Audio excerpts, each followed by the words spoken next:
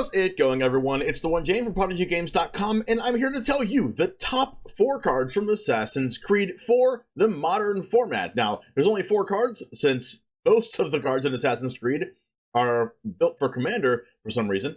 But I'm going to show you the 4 cards that either have potential to have a splash in Modern, or have already had a splash in Modern, maybe in a couple of decks that you might want to try. Starting out with number 4. We have Reconnaissance. This is a 1 white mana enchantment for 0. Remove target attacking creature you control from combat and untap it. This card is a very simple card, but if we see a card like Shuko get banned instead of Nadu getting banned, which I think Nadu will get banned anyway, but if we do see that card getting banned, then Reconnaissance could be a card that you play. You can do all these combos at instant speed, especially with the new loops that deck is doing right now.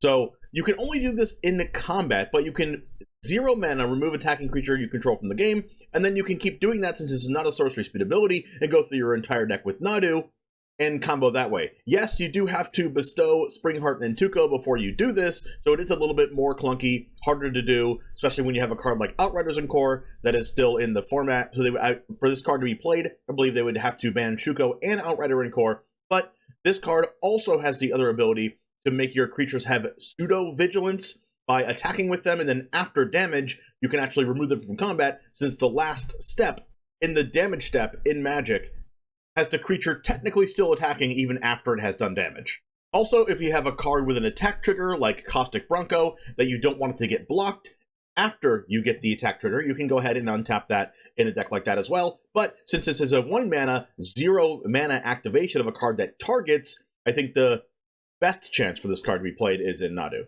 Moving on to number 3, we have the Animus. This is a 2 mana legendary artifact. At the beginning of your end step, exile up to 1 target legendary creature from a graveyard with a memory counter on it. You can tap it until your next turn. Target legendary creature you control becomes a copy of target creature card in exile with a memory counter on it. Activate only as a sorcery. Now, the big problem with this card, and why I don't think it'll make a huge splash in Modern, but it is playable, is that it says activate only as a sorcery. And the first ability says beginning of your end step. So you can't do that. You can't trigger the Animus on your end step and then use it immediately on a creature you control. So you have to wait a whole next turn. Is this card better or worse than a card like Agatha's Soul Cauldron in a Reanimator style deck with a Griselbrand? I'm pretty sure that Agatha's Soul Cauldron is still better if you want to give your creatures pay 7 life, draw 7 with a Griselbrand. I'm not sure anyone does that in Modern right now, but I might just make a deck doing that. That seems pretty fun. But the Animus does have to have a legendary creature you control. They just printed a few of those in Modern Horizons 3 in Tameo, which is a pretty good suit for the Animus.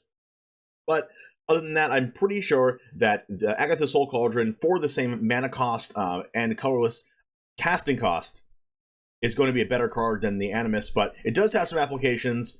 This card could potentially be broken by something in like a Goro's Vengeance deck or something, but Goro's Vengeance seems like the better route to go if you're doing this reanimation shenanigans, putting a big creature in your graveyard and using its abilities. Next up at number 2, we have Senu, Keen-Eyed Protector. This is 1 and a white for a legendary creature, Bird Scout. It's a 2/1 with flying and vigilance, and you can tap it, exile Senu, Keen-Eyed Protector. You gain 2 life and scry 2. You can do that at instant speed. When a legendary creature you control attacks and isn't blocked, if Senu is exiled, put it onto the battlefield attacking. You've seen other content creators, I believe it was Doomwake, I will show the deck list right over here as well, that he played a Boros legendary aggro deck with Senu, Keen-Eyed Protector to keep using the exile clause to gain 2 life and scry 2 over and over again, and the deck's full of legendary creatures, so this will come on the battlefield tapped and attacking, so you basically get an almost unstoppable gain 2 life and scry 2 every turn if you get the ball rolling. The problem in a deck like this is going to be getting the ball rolling to begin with, especially with the control decks playing a bunch of sweepers. So you'd have to have a good plan around a card like Supreme Verdict and Wrath of the Skies in order to make Senu the focal point of your deck. Last but not least, this card was being pre-ordered for under $3, and now it is around $20 for the full art of it. I believe it is around $11 or $12 for this art of it. It is Basim Ibn Shak. This is a 2 mana, 1 blue, 1 black, 2/2 legendary creature, human assassin. Whenever you cast a historic spell, draw a card. Basim Ibn Shak can't be blocked this turn. This ability triggers only once each turn. You can also trigger it on your opponent's turn if you have a flash historic spell. Whenever Basim Ibn Shak deals combat damage to a player, put a +1/+1 counter on it. It's kind of like a mix between like a Joyra and a Kappa Cannoneer. This can't trigger multiple times like Joyra can, but it doesn't have Ward like Kappa Cannoneer has.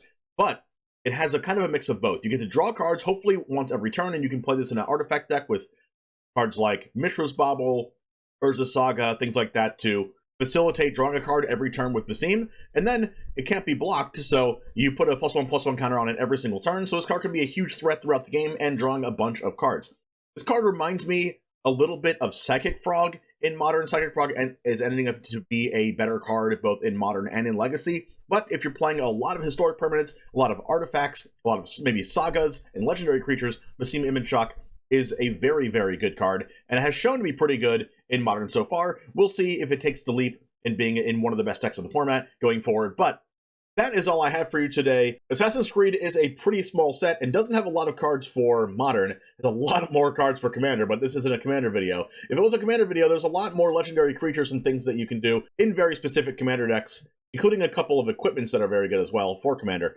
But as far as Modern is concerned, I'm not even sure why they printed this set to just be all in Modern, because there's only 2, if not 3 or 4 playable cards in Modern, which are the ones that I went over with you so far today. If you like these cards and like some more cards from Assassin's Creed that I didn't go over, make sure to leave them down in the comments and let me know what deck you play them in.